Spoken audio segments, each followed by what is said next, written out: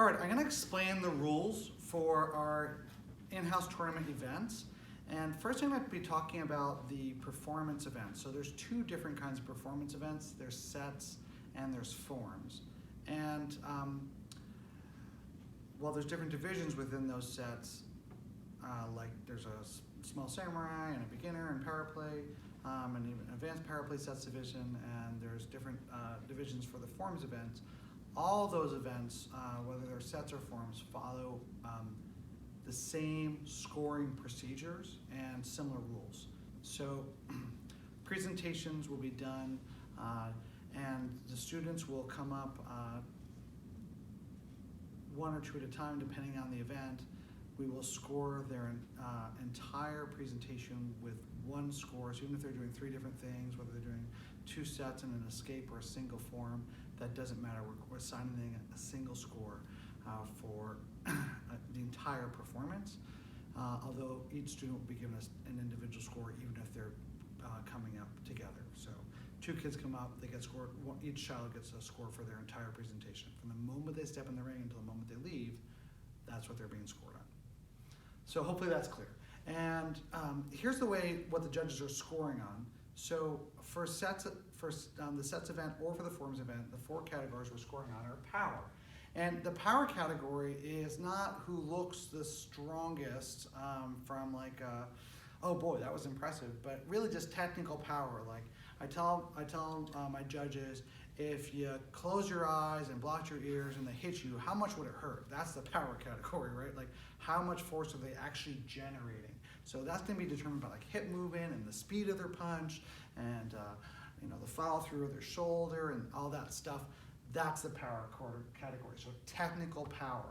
The second category that they're going to be scored on is stability, and stability is about how well balanced the partner is.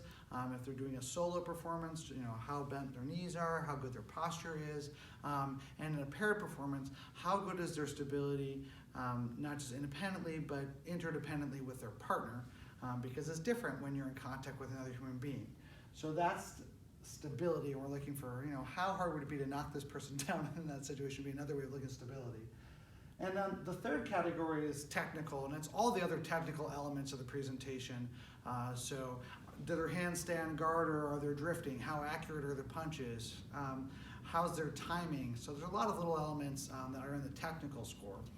And then the fourth score is for the non-technical elements of their performance. So how loud is their ki? What's their energy? Their spoken presentation. When they enter the ring, the attitude of the performance. Just how good of a show is it, right? So all these things are worked into the presentation because there's a feel part of it aside from the technical part of it too. This is a performance. So these four sub-scores are scored 1 to 10, and then together they make a score of up to 40. And that's what determines our placings in the division. So what's the procedure?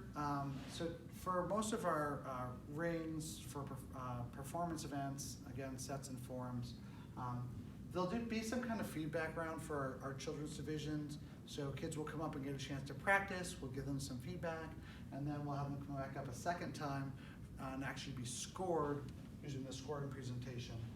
And the feedback round actually we score a little bit too. It just doesn't count for anything other than to give us better feedback. So we'll often look at their best score and tell them what they did really well. Oh, great job keeping your knees bent. Your stability score is great. And then give them one simple thing they can implement right away. Hey, to improve your presentation score, keep your eyes up while you're talking to me instead of looking down. That'd be great. So that's the feedback round, and then we do a scoring round where we give them no feedback and minimal help or zero help, and that determines who goes on to become the champions. In larger rings, if we have 8 or more competitors, we'll actually do a finals round with the top scoring students in the ring. And there's usually 4 to 6, sometimes as many as 8, depending on the size of the ring, go into a finals round. And that's just help.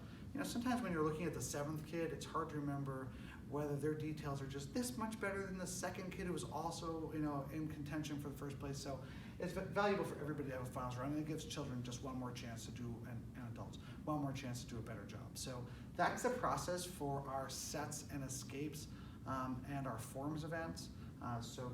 Just to recap, each student gets a score up to 40, whether they're competing individually or with a partner, based on their entire presentation from the moment they walk into the ring to the moment they're walking out, based on these 4 categories.